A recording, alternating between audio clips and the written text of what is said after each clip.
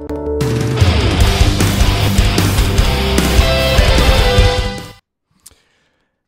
YouTube land, and welcome to the Get In and Get Out Nintendo podcast, episode 51. I am your host, Dantes, and of course, joining me, like always, Caleones. How you doing, Caleones?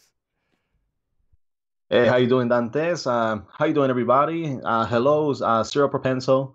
And yeah, I'm fresh up, taking a shower, like finally getting home from the weekend. A lot of hard work and things, so I'm relaxed. That's why you see me like this. But something that I want to say before we get started, because we already had laid out all the news and everything that we're going to be discussing today. But we have, what do we have, Dantes? We have breaking news. Breaking news.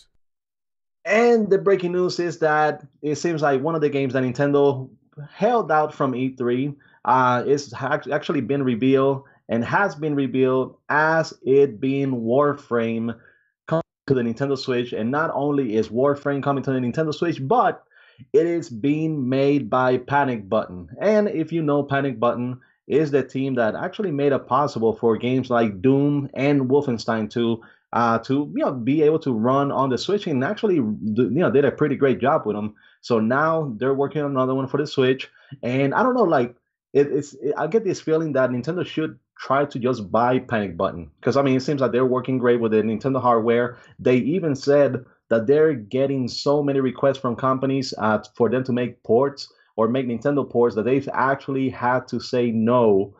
They have increased their team. They have more people, working on the team, but they have so much work that they're saying no. But indeed, they had a surprise reveal, and they have finally revealed it. Warframe coming to the Nintendo Switch. They have not announced when the game will be out, but there's already a page on the Nintendo eShop. So if you go to the Switch eShop, the Warframe page is going to be there, which probably indicates that, I mean, the game could be coming out any day now if the page has already been added to the eShop. But we just wanted to go ahead and say that one quick, because it just came out like a little over an hour ago, just in time for our podcast, so we can discuss that one. So I didn't get a chance to do our rigmarole and stuff like that, but we'll leave our rigmarole for later. Let's talk about Warframe. Let's get into it quick tonight. Anyway, our rigmarole is kind of going to change. Tomorrow we're going to make some big changes. So we shall see. I do want to announce before we get into the Warframe, we won't be having Force In Unison live tomorrow. Caleones and I are going to be focusing and working on the restructure of the channel tomorrow, which we're hoping to build kind of like a new trailer for the channel and kind of show what we're thinking and what we're hopefully going to get to. And I would say, and I'll talk to Caleones, but I would say that some of the shows, including this ones, could be moving to a different time slot and date. We shall see. Stay tuned for that new trailer. So I won't do the rigmarole every Saturday, 9th. No, we'll leave that for another time. But anyway, talking about Warframe. Are you excited about this, Caleones? Let's start there. Are you excited about this? Getting Warframe on the Switch. Okay, so I mean, it's actually a combination, because now you have, Warframe is one of those games that I mean, we're not talking about Destiny, but it is a game that they said that it was going to be hard to be made for the Switch. But of course, Panic Button is making it possible. But I think the biggest thing right now is, and especially in the next couple of weeks or a couple of months, you buy a Nintendo Switch. Now you already can play Fortnite on it. You can play Warframe on it. You can play Paladins on it. And you're going to be able to play Arena of Valor later this year as well. So those are like free to play games that you can quickly get into it.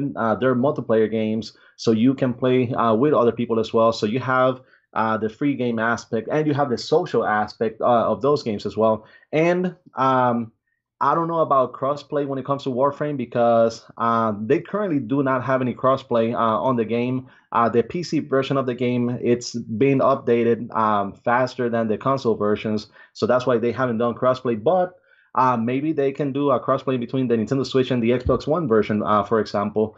So if they do something like that, that's going to be great. we're safe to assume that maybe if you have it on the PlayStation, you might not be able to play it on the Switch because of everything else that's happened with the other games. But for me, the biggest thing is this is another title that if you played it back in 2013 when it came out, which was first on PC, then moved over to consoles, it was okay. It wasn't really something that would I guess like get your attention and have keep you playing it. But it's been receiving updates regularly. The game it looks a lot much better now. It is a great co-op experience that you can pair up online with other players, and it is panic button handling the version of the Switch. I will say that it should be a version that will be running. It'll be optimized for the Switch and running properly. So I'm very excited. And like I said, it increases the library of games that you can get into on the Switch without having to make a purchase. Okay, that's fine. Like, good for Nintendo fans. Here's the only thing I'm gonna bring a little bit of me. I like to bring the thunder. No, I'm joking. I've seen Twitter. I connect to the Twitter world, and I know Twitter has more scope, and I see a lot of Nintendo fans celebrating that they're getting Warframe. Oh my God, we're getting Warframe! Oh my God! And I'm like in my head, I'm like, so because it's coming to the Switch, now you're excited about a game? I have never understood that mentality, Caleones. Let me explain. To me, that's a fanboy mentality, in my opinion, right? I'm a PlayStation gamer, which is fine. I play Nintendo's, which is fine. But I don't get excited about every game because he was in another console and came to a different console. Like, let's just give you an example. Like when Mass Effect left being a Xbox exclusive and came to PlayStation, I didn't give a crap about it. Have you played the Mass Effect games? No, but I am not interested in the games. See, I am not interested in the game. I don't get excited because a game comes to my console of choice. You know your taste. You know the games that you like.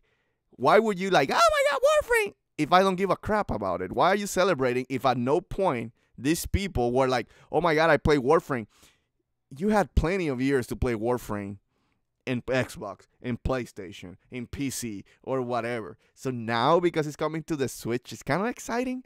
I'm kind of like raining on the people parade a little bit, but it's kind of like, is it really? Is it really? Or because your console of choice is getting a game, oh my God, celebration! People typically have different tastes, Caleones. Not because a game is coming to a console is to be celebrated, right? If you're an RPG gamer and you got Ys 8 and it's coming to a Switch and you are celebrating that, but you are an RPG gamer, more power to you because that is your genre that you like. That's a genre that you like. But then Warframe comes, why do I give a crap about it? That's kind of my point. But go ahead, Caleones. I wanted to rain on your parade a little bit today. I'm feeling raining some parades down. Go ahead, Caleones. Okay, so you have to understand, like the experience on the Nintendo Switch, it is a different experience than it is on the other consoles. And there's been people that have said that there's been certain games that they haven't really paid attention. Even Fortnite, for example. Wait, what's that? Even Propenso, he mentioned it. Undertale, he was excited, and then because he already played on PC, why he wasn't excited? Just because he's coming to the Switch. And he changed his name. Typically it was JJ Monster, but now it's JJ Plays. Welcome to the stream. Keep going, Caleones. Sorry about that. Just wanted to give some love to the chat.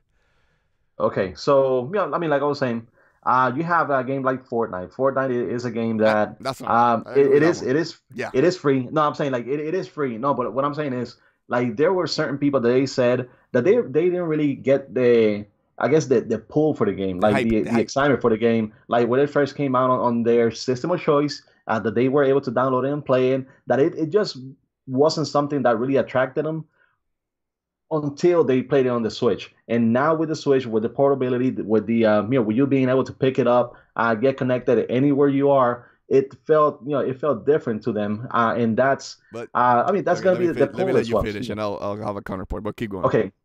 Yeah, so this is the same thing with the Nintendo Switch. first you have the people that they only buy Nintendo systems and they haven't been able to play So these type of sad. So games. sad. So, so you know the economy and everything. Come on, man. But but yeah, but you have those type of people. Then you have the others that it just you have to. I mean, it has to be perfect for you. Like gamers there. I mean, we tend to be a little bit sensitive. We need to be very relaxed. We need to be with our minds at ease, so we can sit down, play, enjoy something. Or the other side, you are feeling a certain way and you play games to like to escape from where you are. But it's something about like the comfort. Something about having a better experience on something. And for me, Warframe on the Switch, it is something that even though it is the same game as on the other systems, it still feels like a different experience because you get to enjoy the game in a different way. And this is, where the excitement is coming from. Also, you have like over 20 million Nintendo Switch owners. So if you have 100 of them going on Twitter and screaming and celebrating because then the game got announced, it's going to seem like there's a lot of people, like celebrating the game, which they should. And I'm glad that, like I said, the game is coming to the Switch. Yes, it's been available on the other consoles, but the Switch has been out for a little bit over a year. But you're starting to see these type of games coming over to the systems, and games that normally on other Nintendo consoles like the Wii U, the Wii, certain games would never make it over. Okay. So a couple of counterpoints to what you said, right? First, I am fine that you went and play Warframe and you later said, oh, I like this game. It makes sense. Fortnite made sense. Everybody got hype about Fortnite, and I understood the excitement because Fortnite is the bigger game. Warframe is like a 6-year-old game, 5-year-old game that people are like getting hyped for. It is different if you would have downloaded and you said, damn, I like this game a lot. Not because they announced it and you're celebrating because it's coming to the Switch. Now, to your point, and I stated that when I was saying my piece, was that yes, Twitter is a small pool. Doesn't mean that everybody's celebrating, but I guess I'm kind of saying it more to those people on Twitter that were celebrating just because Warframe is coming. Doesn't mean that you have to be like, oh my god, it's the end of the world. I am happy that Nintendo is getting that game, but it's nothing to be celebrating and getting hype about. If you played it and then you've been, oh, I like this game. Oh, that is different, Caleones. That's just celebrating because it's coming to your platform of choice. Now, second, you, my Nintendo brother, right? You have an Xbox. You had plenty of time to play Warframe. And now because it's just coming to the Switch, you're like, yeah. See, that's what I'm saying. It's like, really? Really? And now, yeah, maybe portability and stuff like that. Okay, fine. But could have been easily as stated like, hey, I downloaded Warframe. It's great to be portable. Not like, oh my god, I'm so excited.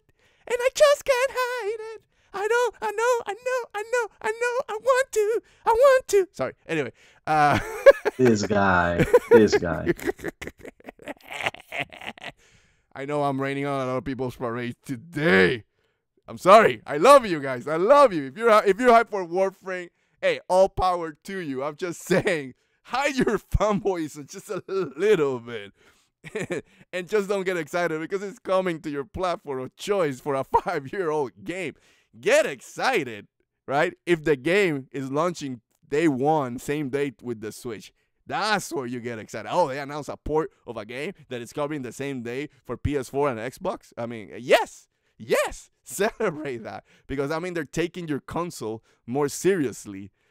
But don't get hyped for a 5-year-old game. That's kind of my point. I'm being Debbie Downer today. I'm Debbie Downer. Anyway, go ahead, Carlos. I know you want a counterpoint. Let's go, boy. Let's go. Well, I mean, I just want to say, like, just stop acting like Spider-Man for the PS4 got canceled or something like that, because that's how you're acting right now. No, but I mean, like, what I'm saying is, the other day I went over. I mean, I went to take my kids over to the dentist, and I was there probably for like an hour or so. And Drummer, thank you for joining us. One second. And JJ Play says Nintendo price stock is down because it was on Reddit, and then they were putting out more Switch for that money.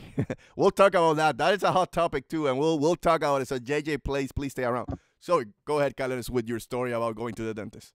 Well, I mean, so yeah, I was there for like an hour, and it was just different because I mean, I can go ahead and turn the hotspot on my phone. I can get the Switch connected, and I played Fortnite for that hour over there. So a game like Warframe, when you're over at your house, it might not get as much play as it normally would for other people because you have other games competing for your attention. When you're at your house, you have the I guess the bigger, more cinematic type games. But a game like this for me is going to be perfect whenever I'm on the go, not driving because I don't play and drive. Don't do it. Yeah, Unless but it's Pokemon Go. I mean, I tried, but no, it didn't work out. But I mean, you when you're waiting, somewhere when you're over at the park, me taking my kid to the park and can easily just take a couple of glances every couple of seconds, like when you do with your mirror when you're driving. But it just feels perfect for you to be able to do something like this, something that you normally would not be able to do, something that like Fortnite that you were able to play on your phone, but now you have your full control scheme that you can use with the Switch while playing online and on the go. So that's why I'm really excited for this. And I just wanted to throw something else. Just so you know, I think it was last December, they had, I believe, over 1.2 million people online connected at the same time playing Warframe. And there's over 26 million people that have registered. And I think it was this past week, they had on PC only over 200,000 people at the same time playing the game. So the game still gets a lot of play. And I mean, people still get to enjoy it, but that's because it keeps getting updated and they actually do a good job of maintaining the game. So it wasn't just a release and forget about it. It's a game that keeps getting love. That loving, tender care with updates and weapons, guns, skins, and everything. So it keeps getting those. But again, you're proving my point. I am fine with you saying that it's portable. It's great to go to the dentist. It's great to have portability. That's all in good. Dude, what's the thing I was saying before this podcast started? That I was going to support RPGs on the Switch because RPGs are just so perfect for the Switch. I'm with you. With that. What I'm just saying is why the big hype? Because it's just coming to the console of choice. I just don't get it. Maybe because of my mood today, it's just a little bit shitty. And I'm raining on people's parade, but I just don't get it. I don't get it. It's fine. It's Warframe. Woo! Whoopity-doo! And that's okay. Great. Play it. Portability on the Switch is awesome. Great for you. But don't get hyped. You look like a fanboy when you just get hyped because it's just coming to your console of choice. Yeah, that's what I'm saying. So you're gonna say the same thing whenever Grand Theft Auto 5 or Diablo 3 gets announced for the Switch as well? Like, hey, great, but don't make it. It's not a big deal. Yeah. Grand Theft Auto is not coming to the Switch. That's a pipe dream. And then second, Diablo 3. That's a higher chance of coming to the Switch. Yes. And who cares? Again, that's a 4-year-old game. Great. Now, to clarify, if you're a Diablo fan, you, Caleones, I'm not sure. Your tastes are kind of weird. But if you're a Diablo fan and you like that and you get hype, I'm fine because that's a genre that you like. My point is, don't get hype just because it's coming to your console of choice. Get hype. Like if you get hype for Wise 8 on the Switch, hey, it's all good because I know you like RPGs. You rarely beat them, but you like RPGs. And I'm proud of you. You're beating Ease 8. You're beating it. Or Wise. Or yay. Yes. 8. You're beating it. It's all good. I'm good with that. And I'm proud of you. Get hyped for that stuff. That's the only thing I'm saying. But again, it's maybe my mood today. Get hyped for whatever you want. It just looks a little bit weird when you just get hyped for a 5-year-old game. Some people on Twitter, just because it's coming to the Switch. That's what I'm saying. That's the only thing I'm saying. Anyway, anything to add, Caleones, before we move on? I don't know. Like, let's say if a 10-year-old Super Mario Galaxy game came out on the PS4, would people be celebrating, or are you gonna say, hey, no, just temper expectations because No, it's a game that's been out for 10 I'll be years? saying a bunch of hypocrites. Yes, because a lot of Sony fans have thrown shit at Mario. That is the truth. That is the truth. I have defended Mario because I always say Mario is the best platformer in history. There's nothing that touches the gameplay. But that's why it's so good to be me, Caleones. Because I like both. See how awesome that is? And if a Sony fan, because Mario is coming to PlayStation, start celebrating, I will call him out too. Because that is BS. I'm I'm saying the truth. That's what I'm saying. Like when people were celebrating the Mass Effect was done being exclusive on Xbox, it was like, really, guys, really, same shit, Caleones. I don't change. I have like the same shit. I'm the same grouchy old bastard that you know. I've been grouchy since college. I'm a grouchy guy. I admit it. I'm a grouchy, and I like to rain people's parade. I'm more, but I'm always the one with, yes, but I admit it. It's all good, Caleones. Hey, you want to get hype? People in the chat, you want to get hype for Warframe? Be hype. Be hype. And maybe on a possible new show that I just came out in my brain, something that is going to be kind of cool that I want to talk to Caleones tomorrow on our rework. This game could be something that we could play. I don't know. We shall see. But anyway, Caleones, let's move on. I'm happy for you, yeah. Nintendo fans. If you're hyped for Warframe, I'm happy for you. Let's celebrate. Let's the good time rolls. Come on. It's all good. It's all good. Anyway, with that, let's do a quick rigmarole. I want to welcome everybody to the Get In and Get Out Nintendo Podcast, episode 51, right here at the Force In Unison Gaming channel. Please remember to subscribe, like, and comment so you can get this 2MS really happy. Also, remember, you can get this podcast on SoundCloud and iTunes for free. You can rate us over there. Show us some love. Of course, we'll tell you with the new schedule for this show. Probably changing again. Also, we have a Facebook page called @Force In Unison Gaming. And finally, and Dantes says finally, go to chiguerosnews.com and give some clicks and love to my boy Caleones. It's that guy 6969 in the house. With all that said, are you ready? I said, Caleones, are you ready? For the no one in attendance and the 12 people watching around the world, let's get ready for Reggie's Hot Topics of the Week. My body is ready. My body is ready, Caleones. And hit me, baby, one more time with the first piece of Hot Topics today. Well, I guess the first piece of news is actually that it's that guy 6969 was actually on a date.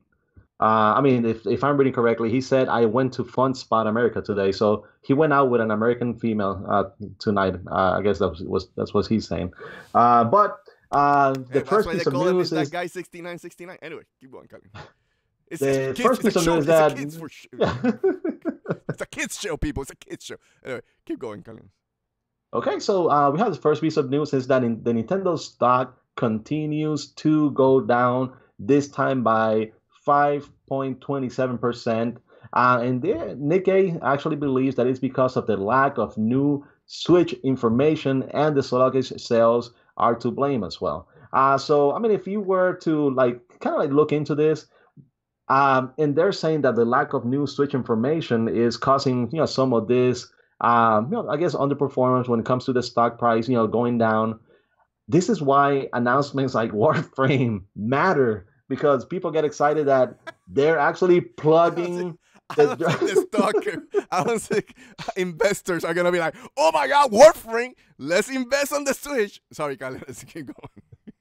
Well, I mean, this tells you people are gonna buy the system because they can already get games to play without even having to spend on one yet. So there's more value to the system. But the other one that they're blaming is because it's having sluggish sales, and I mean, it is understandable. For me, something that investors need to understand is that the first year of the Nintendo Switch did not end until March, basically March 3rd, which is when the system came out, or if you want to say March 31st, which is when the fiscal year 2017 ended. So by the time that January, February, and March was became that the system was winding down. All the great games had already come out, and it was kind of like a slower time because you had the like the Bayonetta and those type of games coming out, but it was kind of like the system getting ready for the next years, and that's something that we saw. Yes, we had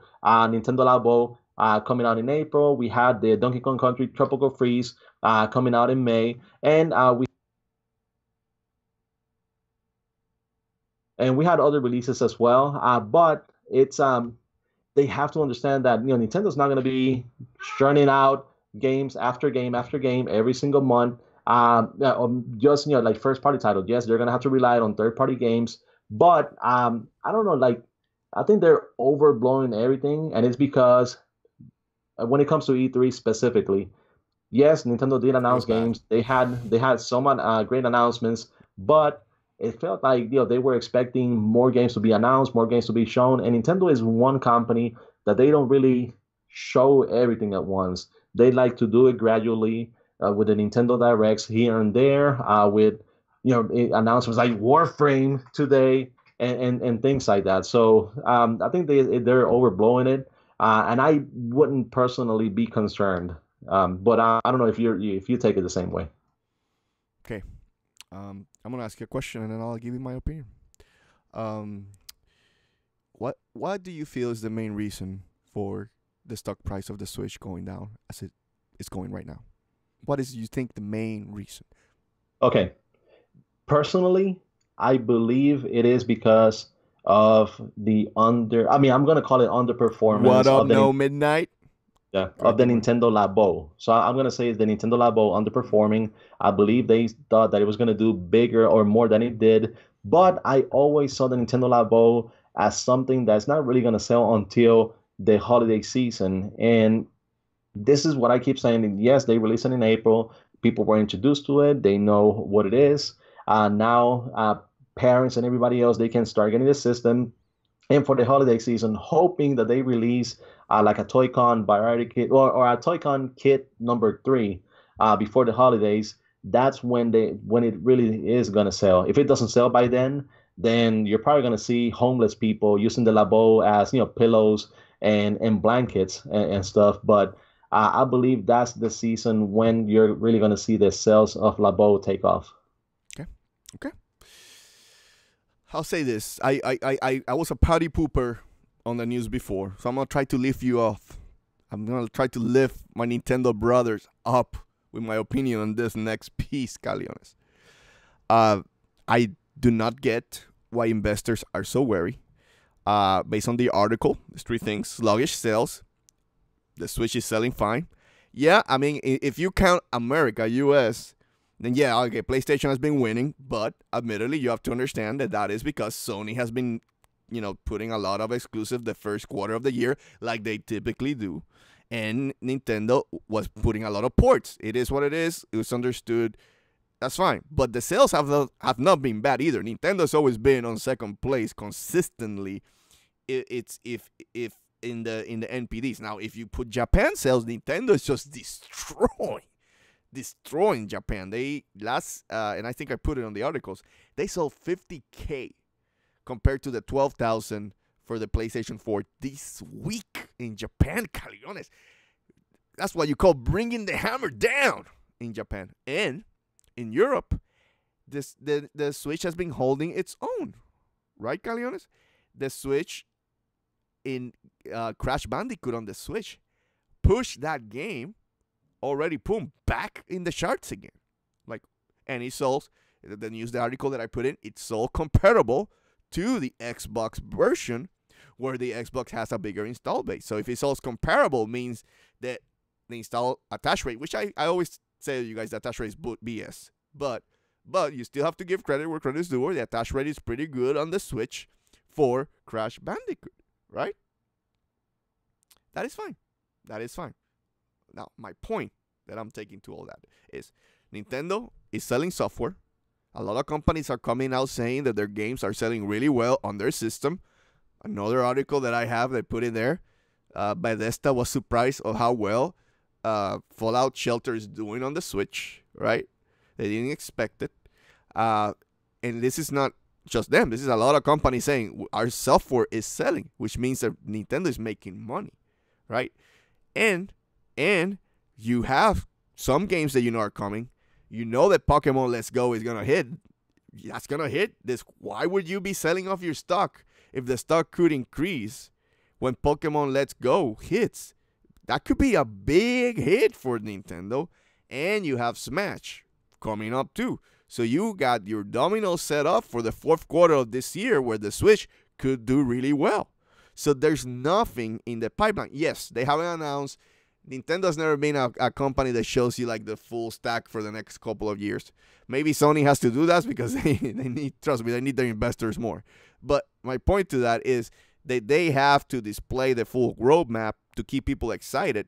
PlayStation does that way, where Nintendo tends to be more of a secretive company. It hurts the company too, which is something weak that Nintendo has. Being so secretive has caused companies not building third-party support on the Switch sooner because they did not give those development kicks fast enough, Caleones. That is the truth. That is hurting Nintendo really bad right now. Or maybe Nintendo did not expect how big the Switch could be, right? So I'm laying all that good news out,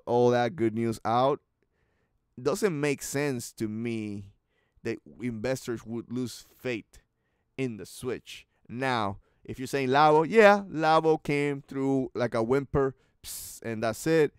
I still think Labo is going to be a failure, Caleones. I know we talk about it back and forth. Yeah, you're giving it until December. We shall see. I think it's a failure, but I mean, it is Nintendo. I mean, they do crazy shit, and a lot of people expected Labo was going to be so big that the stock price really went up when they announced Labo. When that didn't become the case, then you're right. Maybe the market is just stabilizing back down. But saying all that, I'm just bringing the good news, showing some love, saying that all the good stuff that Nintendo's been doing. I don't see why the lack of confidence on the investors. So to me, I am not a finance expert at all. Trust me, I leave my 401k to just do it automatically.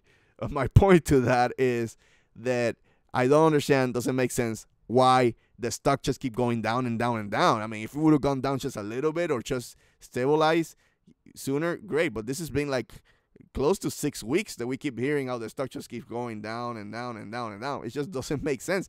It almost feels like we're back to the Wii U era. Now that makes sense why the stock went down on the Wii U era. I mean, how bad the Wii U was. Yeah, that's understandable. That is so crap. But the Switch is doing fine. That's what I don't get. But anyway, that was my rant, Caleones. I don't know if you had anything to add on that, but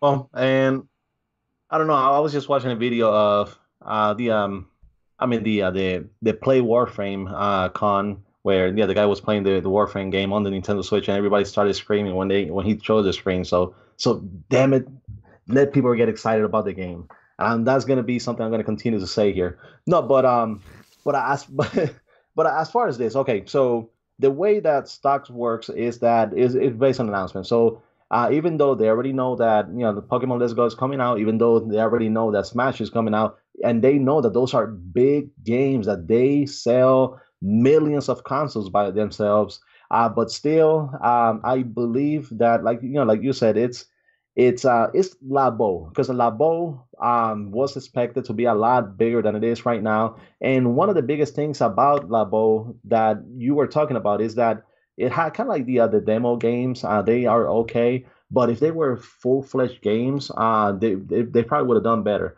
If I know that they incorporated Labo into Mario Kart 8 Deluxe, and now you can play is Mario it Kart too 8 little Deluxe too with late though? Labo, but they should have done that from the very beginning. What they should have done is release Labo and be like, okay, so we have Labo here, but we're gonna have a day one update where you can go ahead and play, Mario Kart 8 Deluxe with Labo. That you can do this other game as well.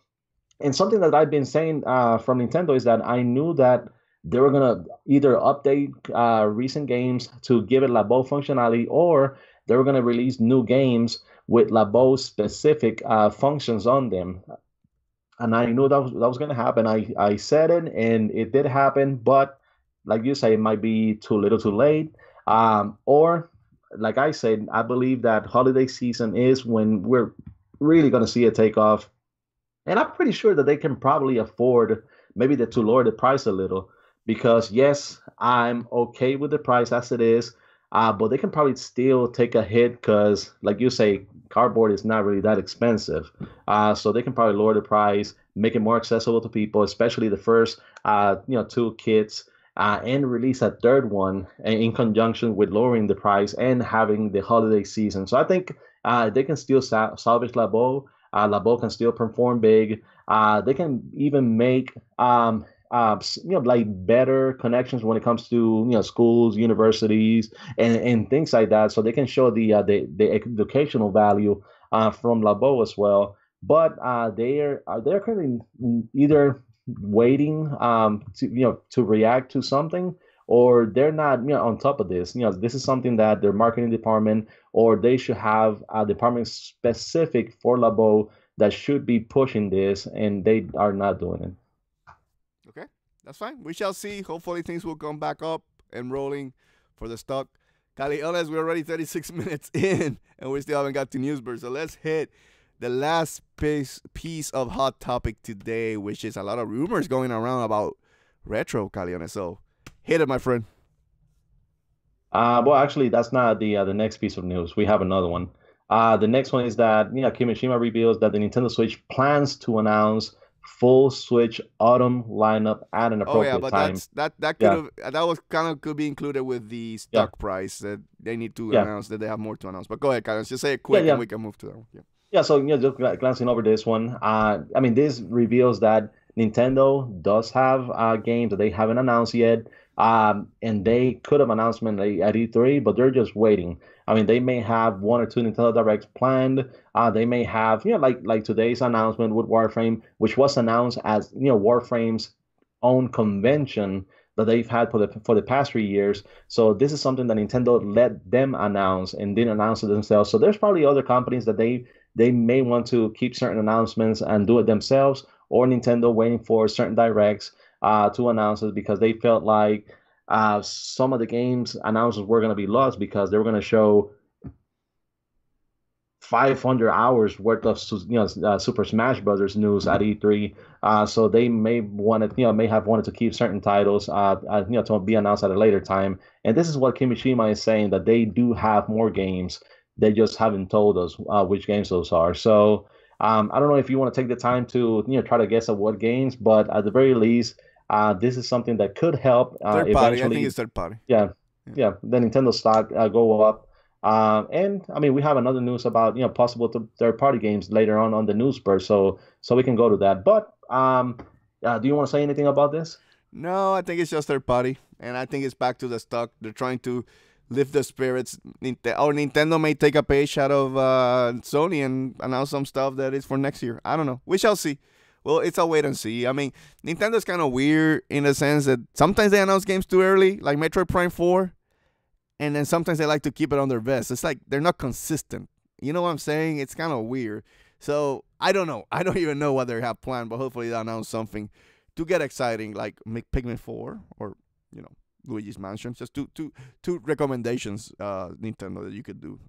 I'm not a stock price holder, but, it will get me excited. Anyway, go ahead, Caleones. Okay, so going over to the next one, and this is, I guess, the big one that we can speculate, and of course, is the theme of our thumbnail for our podcast, which is that former Retro, and this is a rumor. Let me say it again. So, former Retro Studios employee claims that half the team is expecting Nintendo to shut it down. I know that they have somebody else come out and say, "Hey, this is fake news. This is not real." They're happy.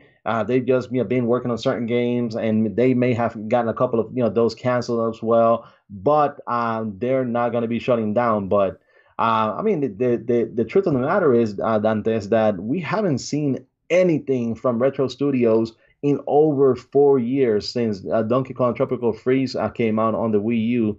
And it is starting to worry us because you even mentioned that Retro Studios, for you, when they were doing the Metroid Prime games, and back then they were the Naughty Dog of Nintendo at that time, but we haven't really seen anything. But basically, every single game that Retro Studio touches, it's a high quality game, it's a high rated game, it's a great game, but something has happened where we have not seen anything from them at all. And rumors like this ones worry us because I mean, there's nothing else that we can go by. There's no other news. There's no other updates. You go to their Twitter page. The only thing they have is, like beans and ribs and pictures of, food. So there's nothing that we can go by except for what it may leak out there. So how worried should we be about this, Dantes?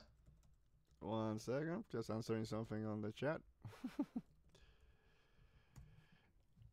Okay, worried.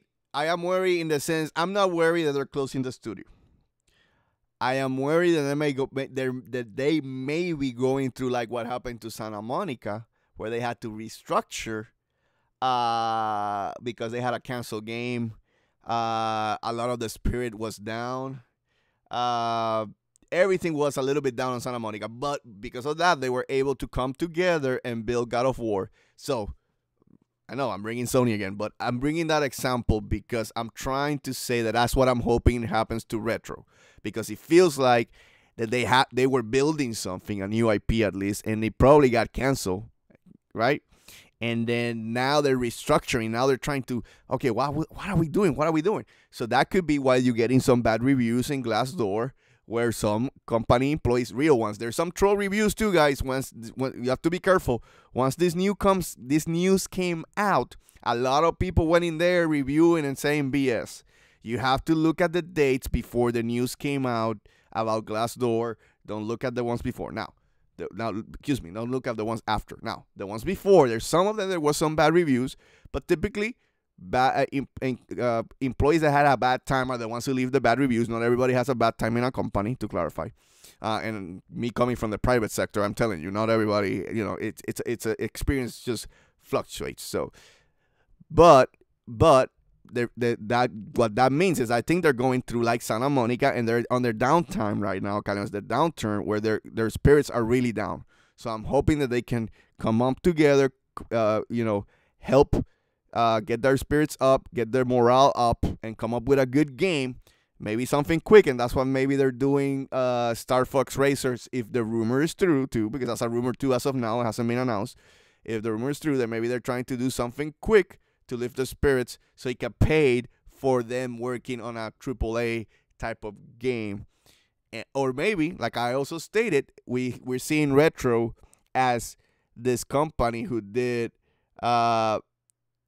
Metroid Prime in the Wii era and GameCube era, and they have a lot of turnover where this is not the same company anymore, so they're not capable to do a AAA type of experience. That happened to Rare by the time Microsoft bought them.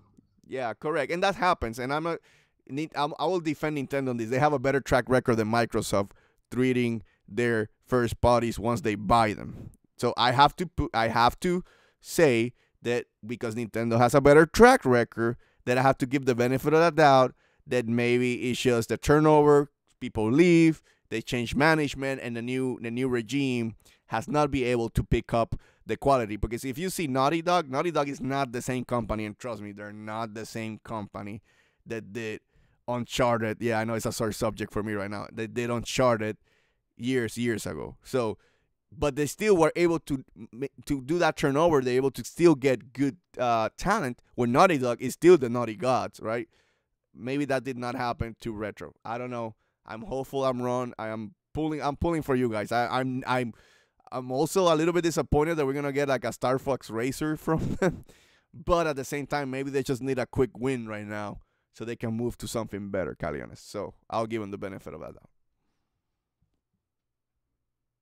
And I don't know, like, I mean, that's you were talking about how Nintendo might be doing certain things to like lift their spirits. I mean, of course, like ribs and things like that. There is going to lift my spirits if they're going to have cookouts like that for me. So that maybe those pictures, where they're coming from. But yeah, I mean, like Retro Studio, we really do not know how many of the people that worked on Default Boy, on the go ahead, sorry. Yeah, on the Donkey Kong Country games, on the Metro Prime games, more than likely those people have already moved on.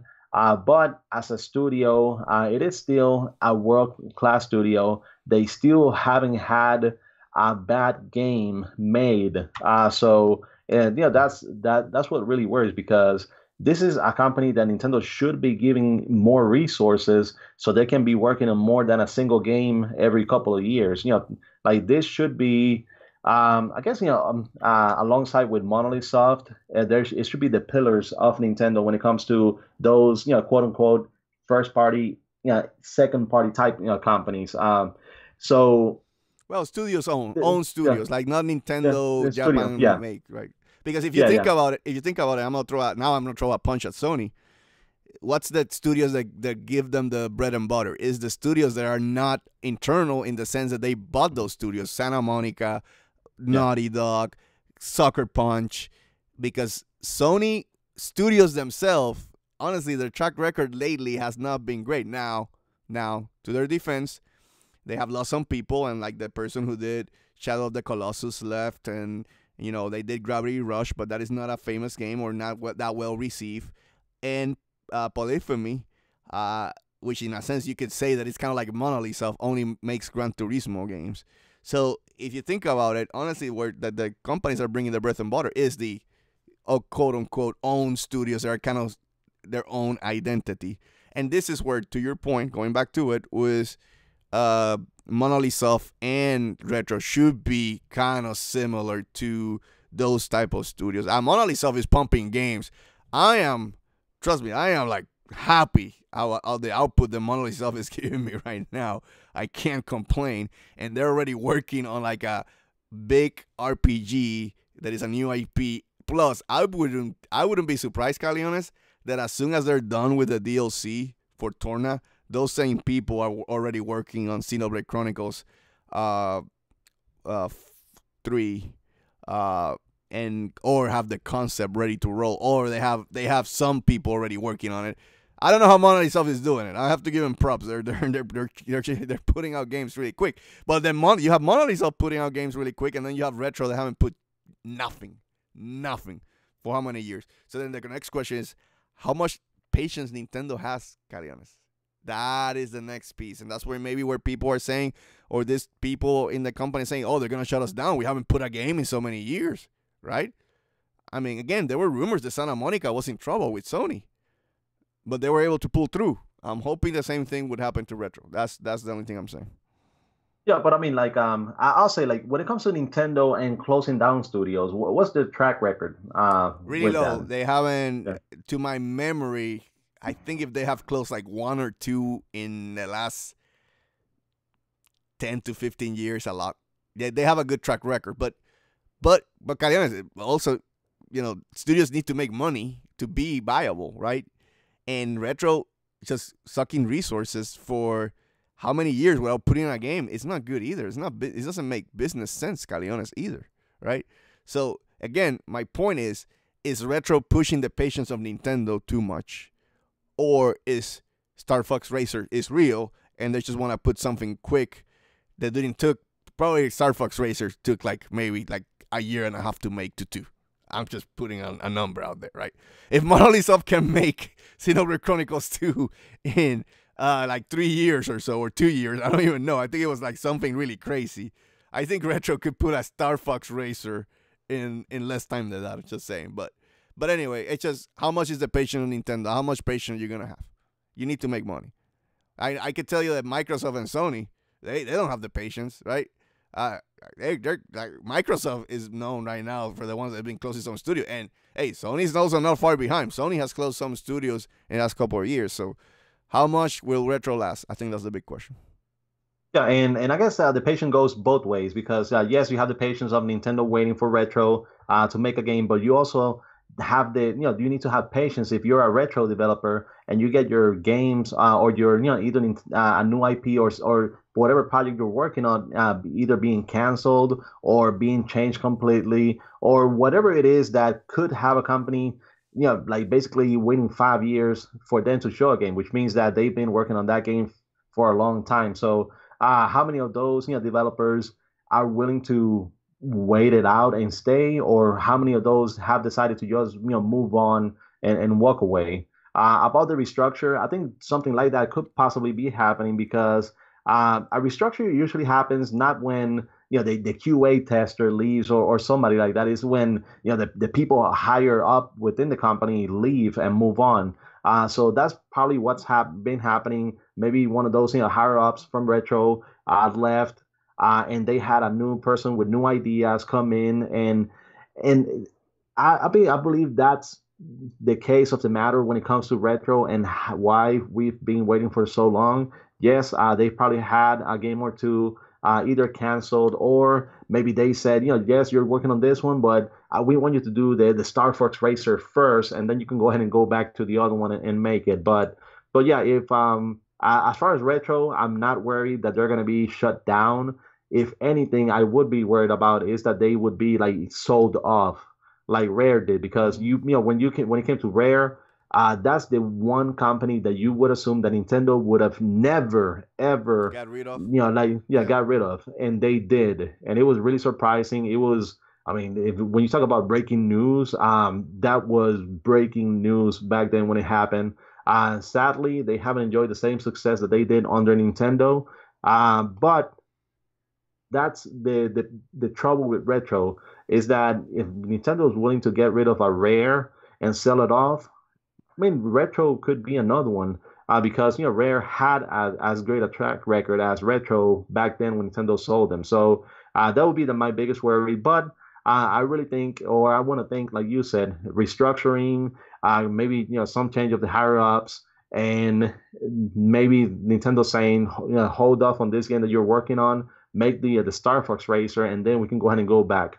But if we working on a Star Fox Racer, and this is my other question that I have for you, and this is all assuming we don't know anything, we don't know what they're working on, but how much would it hurt the Star Fox Racer when Ubisoft has Starlink Battle for Atlas coming with a full Star Fox campaign? Do you think something like that would make Nintendo say, Retro, hold off on the announcement. We're not going to announce it yet. We're just going to wait until Starlink Battle for Atlas comes out with the Star Fox campaign, and then next year we're going to announce your Star Fox Racer.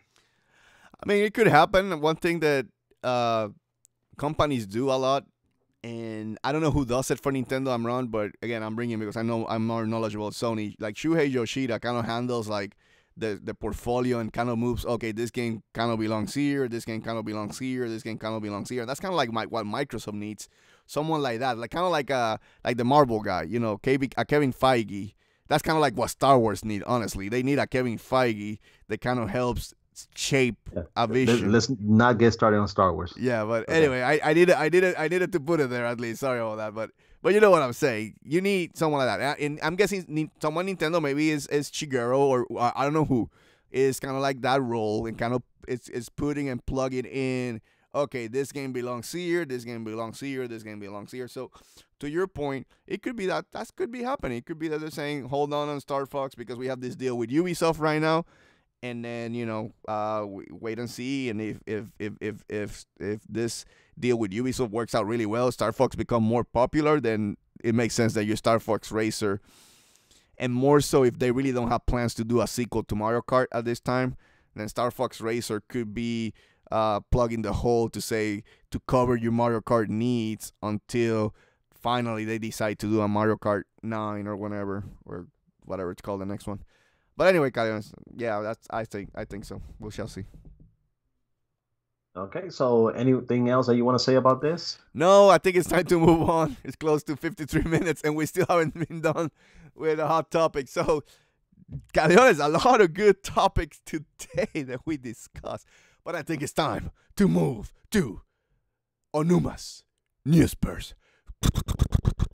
I need to get the sound effect. God damn it. Anyway.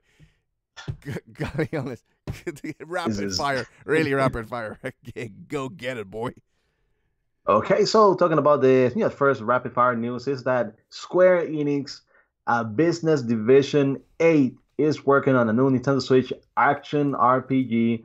They had a recruitment page talking about project assistance to help develop an unspecified Nintendo Switch action RPG game. So this is the team that they're known for the Final Fantasy Breath Exile, the Imperial Saga, the Seiken Densetsu, and basically all the Saga games. Or should we be excited about this team working on a new Switch game, Dantes? They haven't been known for like big deal, but if they do it in the vein of Octopath Traveler, Square could get a niche there. They can make some good money on the side while they finally build Final Fantasy 16 or Final Fantasy 7 remake, because that's gonna be like in the next 20 years. I mean, finally Kingdom Hearts is coming, but I mean it took a lot of time. But so I think it's smart that you have smaller type of projects that can make you some dough while you do the big projects. So okay, going over with the next one, and this is the Ubisoft, the CEO. They say that there will be more surprises, surprise Nintendo collaboration. So the most notable right now have been the Mario and Rabbids Kingdom Battle, of course, and the Starlink's Battle for Atlas with the Star Fox specific missions on there. And I mean, so aside from those two, now they're talking that we're probably going to see more collaborations between Ubisoft and Nintendo. So far, the track record is excellent. They've always been great supporters of Nintendo consoles. So with this right here, what do you want to see than this? All IPs. Imagine I'm gonna pull out something out of my ass, but a Kid Icarus game, open world Kid Icarus game, a little bit kind of like Assassin's Creed, but take out the Assassin's Creed character and put Kid Icarus in that type of environment. I think that would sell really well. So what I want to see is them taking IPs that Nintendo don't have any intent of like bringing back anytime soon, like a F-Zero or like a Kid Icarus, and do something different with them. That's my wish of this Ubisoft partnership. So.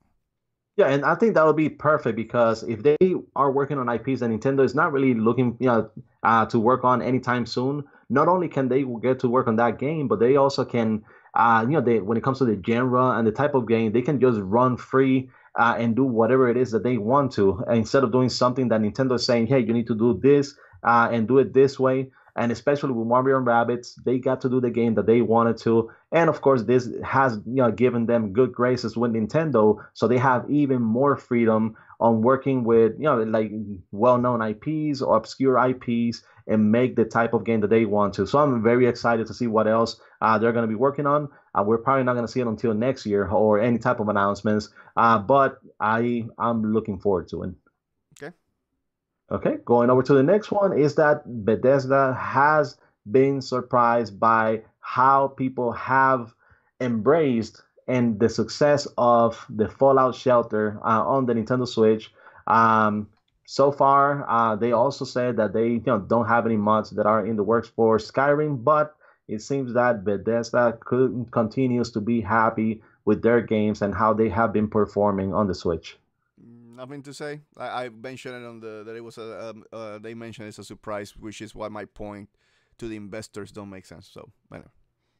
Okay, and this is coming from the Dragon Quest producer. They're saying that the Dragon Quest series is still not where it needs to be in the West. Of course, when you talk about like Square Enix RPGs, you have Dragon Quest, which is probably bigger than Final Fantasy in Japan, and then you have Final Fantasy, which is bigger than Dragon Quest in the rest of the world. So they feel like, yes, Dragon Quest has conquered Japan, and they have for probably the past 30 years, but it still doesn't. It's still not where they want it to be in the rest of the world. So they said, from our point of view, the Dragon Quest, quote unquote, Dragon Quest series is still not where it needs to be in the West. So hopefully, with I guess Dragon Quest 11 should be coming out on the Switch probably early next year, hopefully sometime soon. But I mean, it's something needs to happen for the series to grow even bigger. Yes, they're going to have great success. Dragon Quest sells millions of copies in Japan, so just by that, the series is successful, but it can become even bigger. So we'll see what happens when it finally the number series arrives on the Switch. My only issue with Dragon Quest has always been that the story's kind of been lacking, but the Dragon Quest series has always been known more for the grinding aspect of an RPG than story.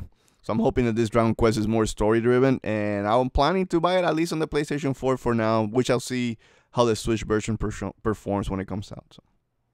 Okay, going on over with the next piece of news is that GameStop reveals that Nintendo Switch sales doubled during the week after the Again, E3 investors, presentation. I don't get it, but anyway, keep going. Yeah, I mean, yeah, it's one of those things where, I mean, what more do you want, investors? What more do you want? The system's selling great, the games are selling great. Third-party companies are saying, "Oh my God, the game's selling better on the Switch than it did on the X, Y, and Z console," but still, it's not enough. I don't know. Yep, I agree. Go with the next one.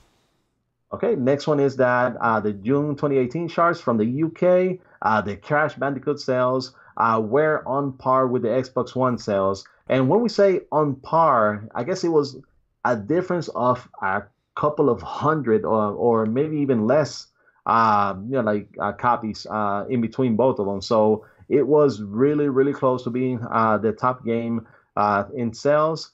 And it actually helped the game come back into the top top 10 after it had exited the top 20, because of course it came out on the PlayStation I believe like last August or September. Dude, it was way before that. It's like way June. Before that? Yeah, it's Okay, like June of so, last year. Well, last year. Yeah. But the game has been performing great. Even Mario Tennis Aces has been doing great over there as well. But I'm happy to see this, because if Nintendo struggles somewhere, it has always been in Europe, and specifically in the UK. That's where they have the most trouble. Japan, great. The US, yeah, they do normally pretty good, great with the Switch. But the UK is where they've always struggled, but the Switch has been breaking ground and doing great over there. So, just happy to see this. Okay. Keep going, Caleones. Okay, going over with the next one, and this is from Japan. It says that Nintendo Switch has now sold just over 4.5 million units. And we're talking about Japan alone, just by itself. In comparison, I believe the PlayStation is close to like 6.5 million units sold in Japan as well. Yeah. Yeah, so, but that's been what, 5 years or so. Yes. So yeah, 4.2 million. 4.2 million. It's in what, a year and a half. I mean, that's 4.5 in a year and a half. Yeah, they're gonna destroy the PlayStation and that number pretty soon. I mean, it is what it is. It is acceptable. Nintendo will own Japan. I mean, it makes sense. This console is just perfect for Japanese gamers. So. Yeah, I mean, if anything, you can probably compare the sales of the Switch in Japan to like the 3DS or something like that. Because I think the 3DS sold like over 10, 12 million or something like that. And the Switch it's I'll say 4.5 million in a year and a half. By the time it's been 4 years, 5 years, it's going to be well over 10 million sold over there. So that's the better comparison for it. So yes, they've been doing great in Japan, and that's why we're seeing more Japanese games coming over to the system. Yep. Okay, going over with the next one, and it's that Mario Tennis Aces on the Nintendo Switch is the best seller this week in Japan.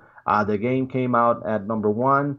It sold 49,143 copies. Second was actually Minecraft for the Nintendo Switch, which just received the recent Better Together update, which has the infamous commercial between Nintendo and Microsoft.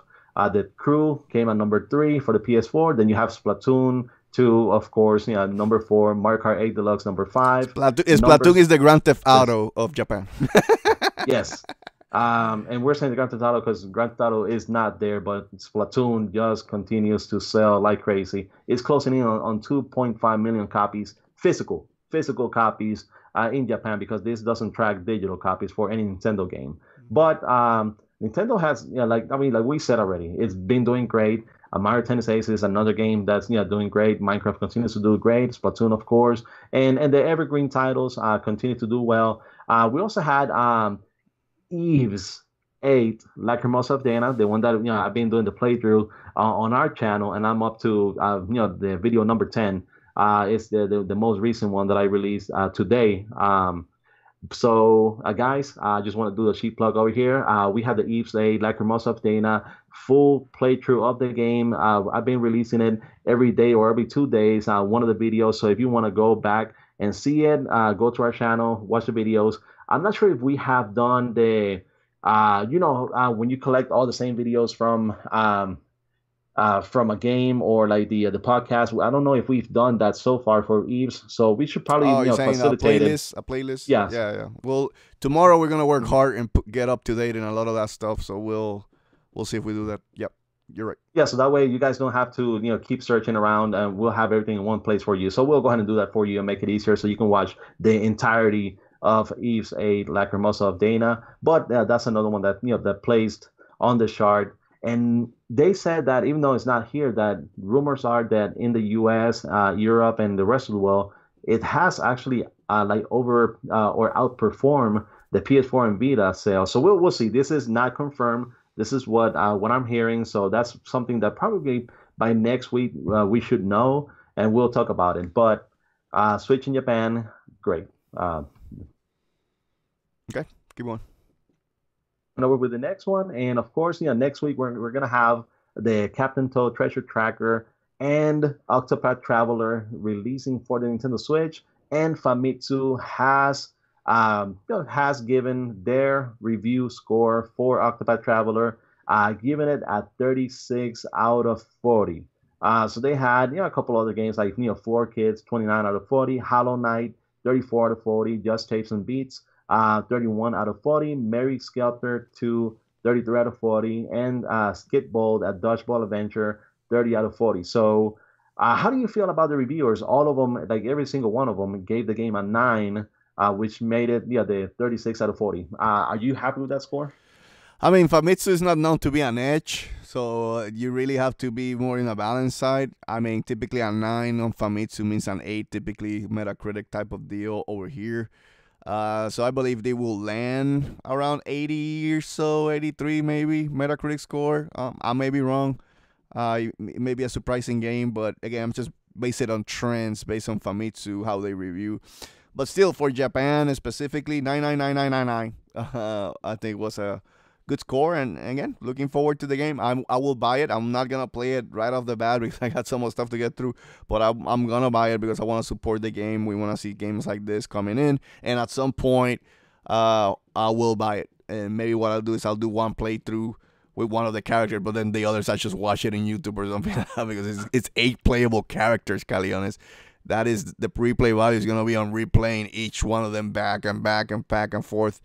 And again, with the backlog that you have or I have, it's really tough to do that. But we shall see. Maybe you get into the game so much that it's a surprise hit. It becomes like another Xenoblade for me as a franchise, because I never expected when the first time I played Xenoblade to below it. Aside that I knew Takahashi's track record because of Xenogears, I do know the people of Octopath Travelers with their track record of making old school RPG has been really good. So we shall see. We shall see how the game turns out. Yeah. And what they're saying about the game is that you can probably think of the game as a spiritual successor to Final Fantasy VI. So, I mean, if you call it like that, yeah, I'm going to be all over the game and getting it. But yeah, the guys, there's two demos out of the game already on the Nintendo eShop.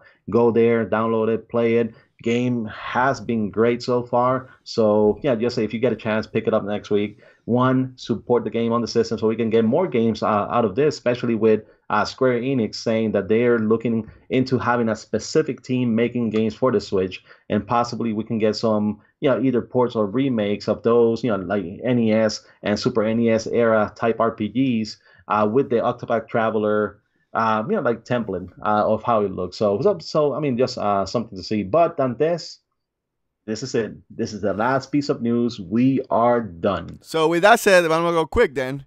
Let's quickly go to our favorite supermarket for the latest and greatest games coming out to the Switch. And which is that supermarket, Caleones? It is the Shigeru's Supermarket.